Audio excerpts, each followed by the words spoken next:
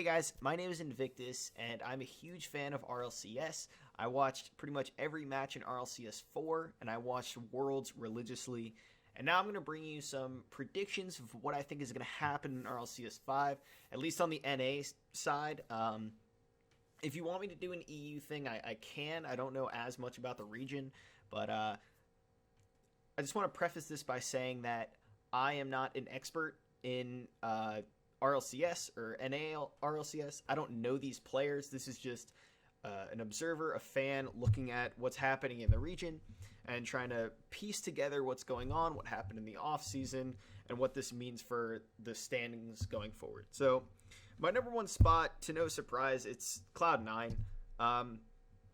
Cloud9 is a roster that isn't really looking to win NA.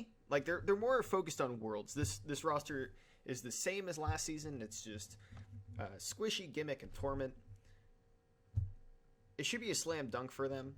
They had a disappointing loss to PSG in the quarterfinals, and then they lost to Method 4-2, and all the players afterwards said that this didn't have anything to do with nerves, but I can only assume that nerves played some sort of a role in this. So I think this year in RLCS Season 5, Cloud9 is probably the first NA team that could potentially win Worlds. This is probably the first NA team that the EU side is looking at and saying, like, holy shit. So that's kind of what Cloud9 has in store for this season. They're my number one team, no doubt about it. In my number 2 spot, we have G2. G2 had a weird showing at Worlds. They lost to Gale Force and PSG, but they had a really inconsistent beginning. They barely beat Chiefs and barely got past Mocket. I remember Fairy Peak had some ridiculous redirects in that game, or in that series against G2, and they just looked inconsistent. They looked a little shaken up by the world scene, so I hope that they can settle in, stay back. They're my number 2 spot. I don't think that they'll edge out Cloud9, though. In my number 3 spot, we have NRG.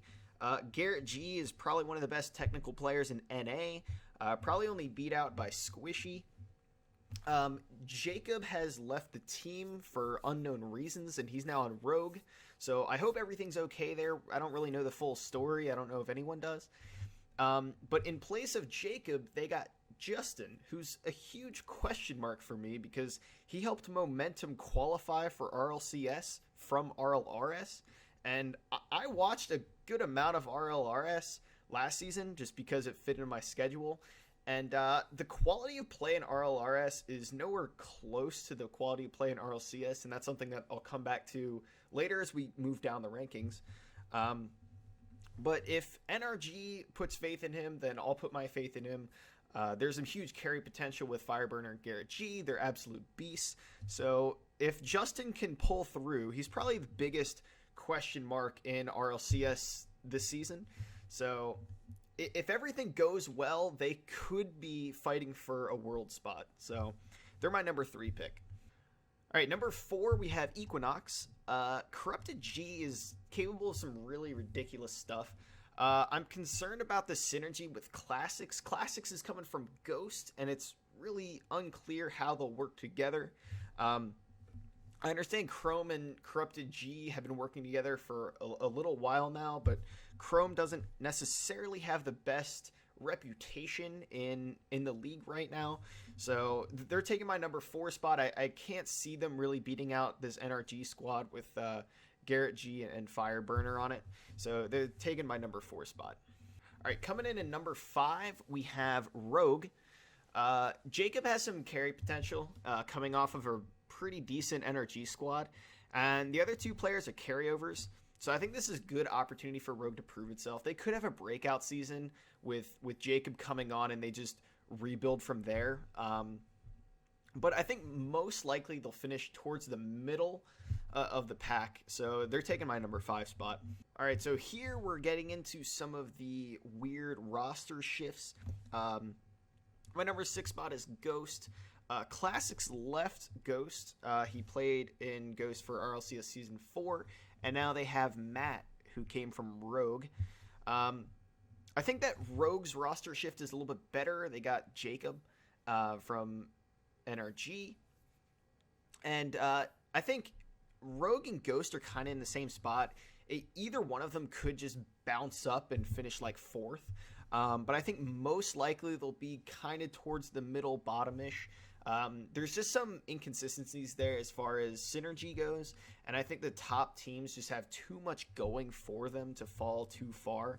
Especially with the carry potentials. You get, Squishy up top, and then you have, J-Naps with his knapsack and G2, and then NRG is Garrett G and Fireburner. There's just too much carry potential in the top for these groups to push up there too much. So Ghost is taking my 6th spot. All right, in number 7, I have Momentum. This squad was kind of thrown together from the dismantling of Renegades, and a few players went through Selfless Gaming and then ended up at Momentum.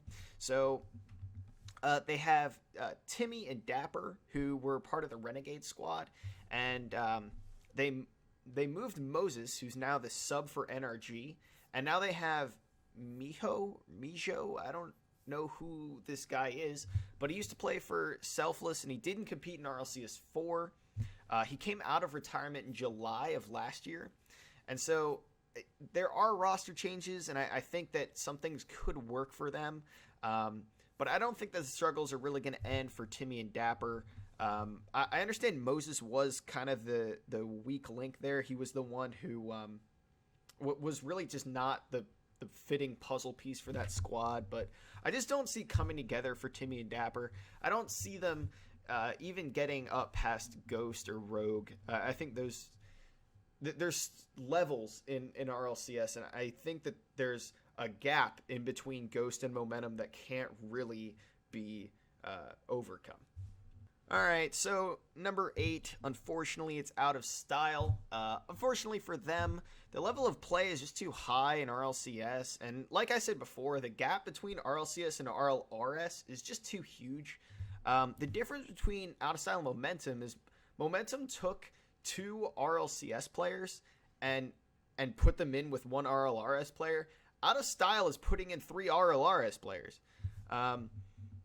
So also keep in mind that this team isn't the same team that qualified for RLCS. The team that qualified for RLCS had Justin on it. And now Justin is playing for potentially a world's contending team in NRG. He's the last guy in there replacing Jacob. So I just can't see this team winning too many games. Maybe they take 1 or 2 games off, but I see them going back to the demotion tournament or promotion tournament, however you want to look at it. I can't see things working out for out of style.